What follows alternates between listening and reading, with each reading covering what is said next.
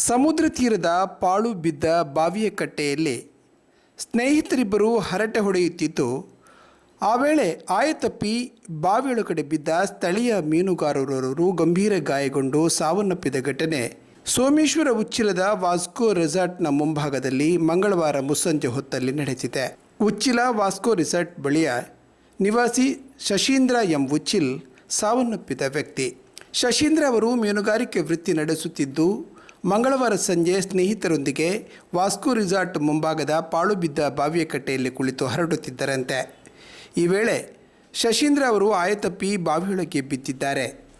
ನುರಿತ ಈಜುಗಾರರಾದ ಶಶೀಂದ್ರ ಅವರು ತಲೆ ಕೆಳಗಾಗಿ ಬಾವಿಗೆ ಬಿದ್ದಿದ್ದು, ಬಾವಿಯೊಳಗೆ ಕೇವಲ 3 ಅಡಿಯಷ್ಟು ನೀರಿದ್ದ ಪರಿಣಾಮ ತಲೆಗೆ ಗಂಭೀರ ಏಟು ತಗುಲಿ ಸಾವನ್ನಪ್ಪಿದ್ದಾರೆ. ಸ್ಥಳೀಯರೇ ಮೃತದೇಹವನ್ನು ಬಾವಿಯಿಂದ ಮೇಲಕ್ಕೆತ್ತಿದ್ದಾರೆ.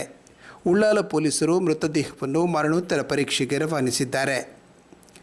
ಶಶೀಂದ್ರ ಅವರಿಗೆ 2 ಹೆಣ್ಮಕ್ಕಳಿದ್ದು ವಿವಾಹಿತರಾಗಿದ್ದಾರೆ. ಅವರ ಪತ್ನಿ ಅನಾರೋಗ್ಯ ಪೀಡಿತರಾಗಿ ಆಸ್ಪತ್ರೆ ಸೇರಿದ್ದು, ಬುಧವಾರ ಅವರಿಗೆ ಶಸ್ತ್ರಚಿಕಿತ್ಸೆ ನಡೆಸುವ ತಯಾರಿ ನಡೆದಿತ್ತು. ಕಳೆದ ನವೆಂಬರ್ ತಿಂಗಳಲ್ಲಿ ವಾಸ್ಕೋ ರೆಸಾರ್ಟ್ಗೆ ವೀಕೆಂಡ್ ಕಳೆಯಲು ಬಂದಿದ್ದ ಮೈಸೂರಿನ 3 ಯುವತಿಯರು ಈಜುಕೊಳದಲ್ಲಿ ಮುಳುಗಿ ಸಾವನ್ನಪ್ಪಿದ್ದರು.